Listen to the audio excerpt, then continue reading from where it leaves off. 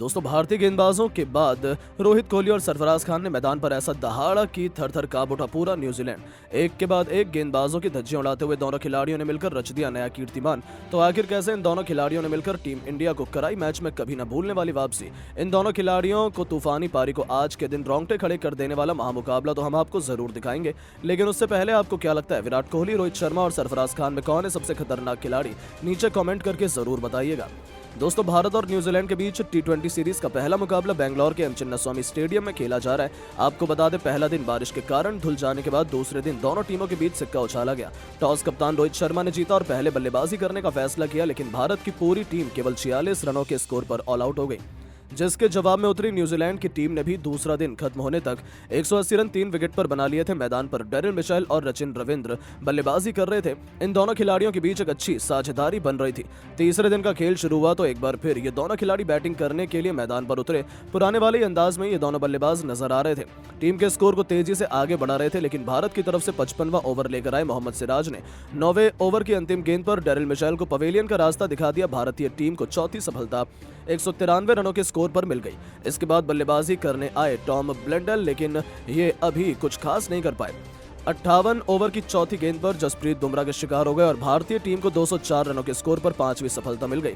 लेकिन एक तरफ से रचिन रविंद्र मैदान पर बल्लेबाजी कर रहे थे, उनका साथ देने के लिए ग्लेन फिलिप्स आए, लेकिन केवल 14 रन बनाकर रविंद्र जडेजा के शिकार हो गए। भारतीय टीम तीसरे दिन मैच में शानदार वापसी करते हुए नजर आ रही थी। रविंद्र का साथ देने में टहरी आए, लेकिन वो केवल 8 रन बनाकर पवेलियन लौट गए और जडेजा के शिकार हो गए। भारतीय टीम को 233 रनों के स्कोर पर 7वीं सफलता मिली। अब टीम इंडिया मैच में धीरे धीरे पकड़ मजबूत कर रही थी, लेकिन वहीं रचिन रविंद्र टीम सऊदी के साथ मिलकर अपना अर्धशतक 88 गेंद में ठोक दिए। वहीं 70 ओवर में न्यूजीलैंड की टीम का 256 रनों तक स्कोर पहुंच गया। दोनों बल्लेबाज अपनी टीम के लिए बेहतरीन बैटिंग कर रहे थे, स्कोर को आगे बढ़ा रहे थे। देखते देखते दोनों खिलाड़ियों के बीच 50 रनों की साझेदारी पूरी हो गई। न्यूजीलैंड का स्कोर 76 ओवर में 286 रनों तक पहुंच गया। साथ ही टीम ने 240 रनों की बढ़त भी हासिल कर ली। रविंद्र और टीम सऊदी टीम के लिए तेजी से रन बटोरना शुरू कर दिए। चौके छक्के लगाने लगे। न्यूजीलैंड का स्कोर 300 रनों के पार पहुंच गया। साथ ही साथ रचिन रविंद्र अपने शतक के बेहद करीब आ गए और देखते ही देखते रविंद्र ने अपना शतक भी केवल 124 गेंद का पूरा कर लिया। वहीं टीम सऊदी भी टीम के लिए तेजी से रन बटोर रहे थे। दोनों खिलाड़ियों के बीच 100 रनों की साझेदारी पूरी हो गई। लंच ब्रेक तक न्यूजीलैंड की टीम ने 81 ओवर में 345 रन बना लिए थे। लंच के बाद टीम सऊदी ने भी अपना 50 रन पूरे कर लिए, लेकिन सऊदी जल्दबाजी में चक्कर में अपना विकेट गवा बैठे और भारत के सामने 402 रन 10 विकेट पर बना पाए और 356 रनों का लीड हासिल की। भारत को यह स्कोर हासिल करना इतना आसान नहीं था। पीछा करने के लिए एक बार फिर रोहित शर्मा और यशस्वी जायसवाल मैदान पर उतरे। इस बार इन दोनों बल्लेबाजों की रणनीति कुछ अलग थी। टीम के स्कोर को धीरे धीरे आगे बढ़ाया। मौका मिलते ही न्यूजीलैंड के गेंदबाजों की जमकर कुटाई करना भी शुरू कर दिया। 8 ओवर में भारत का स्कोर 28 रनों तक पहुंच गया। इसके बाद भी इन दोनों खिलाड़ियों का बल्ला रुकने का नाम नहीं लिया। जायसवाल टीम के लिए तेजी से रन बटोर रहे थे, वहीं रोहित शर्मा भी बखूबी इनका साथ निभा रहे थे। देखते ही देखते इन दोनों खिलाड़ियों के बीच 50 रनों की साझेदारी पूरी हो गई। 13 ओवर में टीम इंडिया का स्कोर 51 रनों तक पहुंच गया। रोहित शर्मा और यशस्वी जायसवाल बेहतरीन अंदाज में बल्लेबाजी कर रहे थे।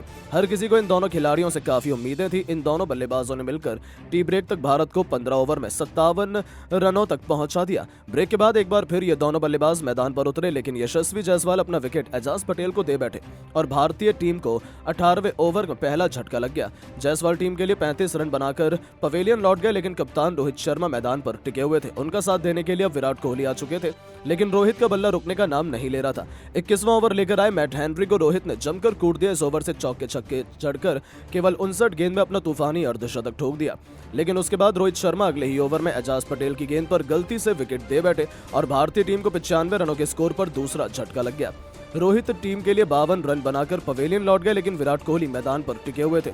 उनका साथ देने के लिए अब सरफराज खान आ चुके थे। इन दोनों खिलाड़ियों ने मिलकर तेजी से रन बनाना शुरू कर दिया और 24 ओवर में ही भारत के स्कोर को 100 रनों के पार पहुंचा दिया। दोनों खिलाड़ियों का बल्ला रुकने का नाम नहीं लिया। देखते ही देखते दोनों खिलाड़ियों ने अर्धशतकीय साझेदारी बना ली।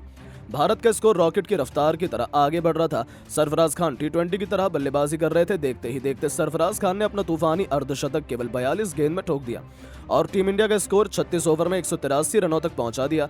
इन दोनों खिलाड़ियों के बीच बेहतरीन साझेदारी पनपती हुई दिखाई दे रही थी। भारतीय टीम लेकिन अभी भी 174 रनों के पीछे थी। कोहली भी टीम के लिए तेजी से रन बटोर रहे थे और देखते ही देखते कोहली ने भी अपना 50 रन पूरा कर लिया था। साथ ही साथ दोनों खिलाड़ियों के बीच 100 रनों की साझेदारी हो गई। दोनों खिलाड़ियों का बल्ला रुकने का बिल्कुल भी नाम नहीं ले रहा था। सरफराज खान चौक के छक्के लगाए जा रहे थे, वहीं विराट कोहली भी आक्रामक अंदाज में नजर आ रहे थे। भारतीय टीम का स्कोर 48 ओवर में 228 रनों तक पहुंच चुका था। न्यूजीलैंड की तरफ से 49वां ओवर लेकर आए ग्लेन फिलिप्स और इस ओवर में उन्होंने विराट कोहली को पवेलियन का रास्ता दिखाकर भारतीय टीम को तीसरा बड़ा झटका दे दिया। कोहली टीम के लिए 70 रन बनाकर पवेलियन लौट गए। भारतीय टीम के लिए यह सबसे बड़ा झटका था।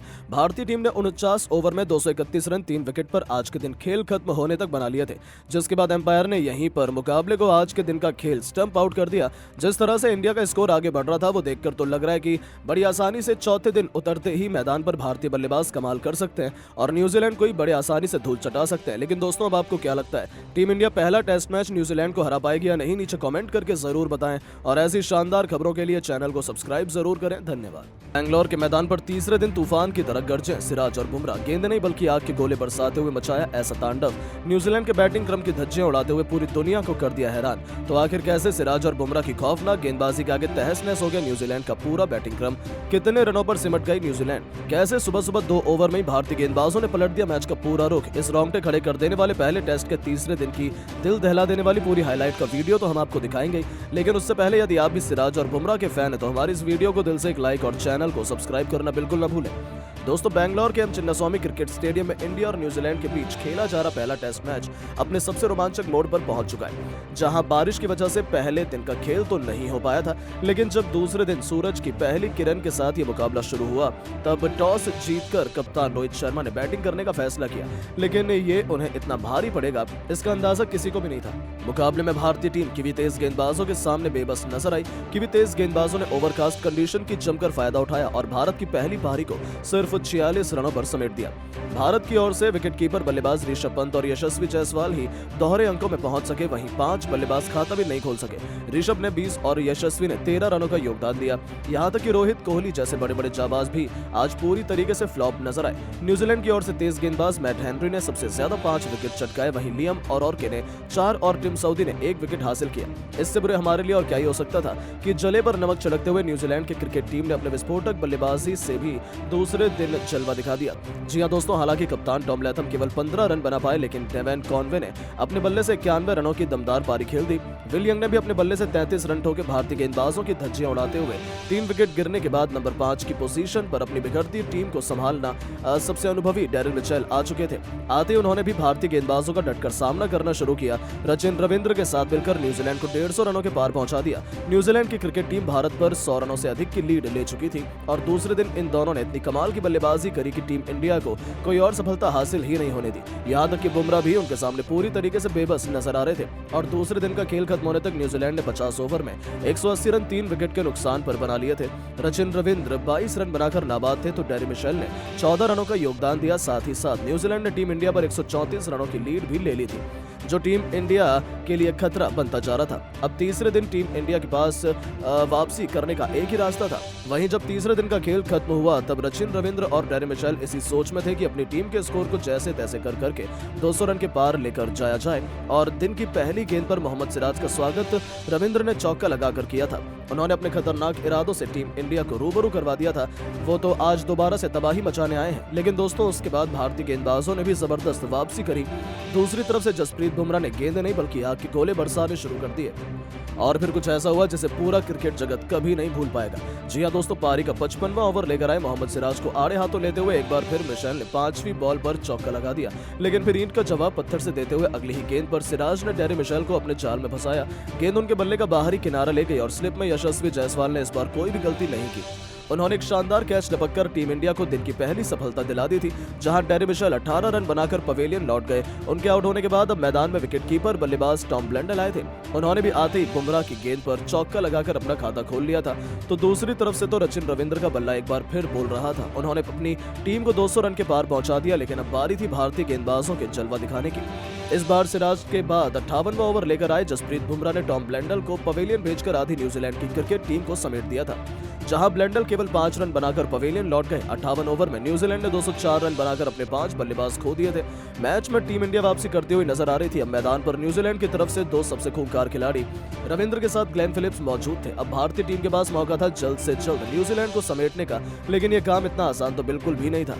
ऐसे वक्त तेज गेंदबाजों की जगह रोहित ने अपने मास्टर प्लान में बदलाव किया। वो अपने सबसे बड़े हथियार स्पिन गेंदबाजों को ले आए थे। पारी का 61वां ओवर लेकर आए रविंद्र जडेजा ने भी आते ही अपना जलवा दिखाना शुरू कर दिया। हालांकि उन्हें विकेट तो नहीं मिला इस बार, लेकिन उन्होंने कोई रन भी इन दोनों बल्लेबाजों को बनाने नहीं दिया। अब न्यूजीलैंड पर दबाव बनने लगा था। इसी का फायदा अगर ओवर में कुलदीप यादव ने उठाया। उन्होंने आते ही अपनी पहली गेंद पर रचिन रविंद्र को चकमा दे दिया और गेंद सीधा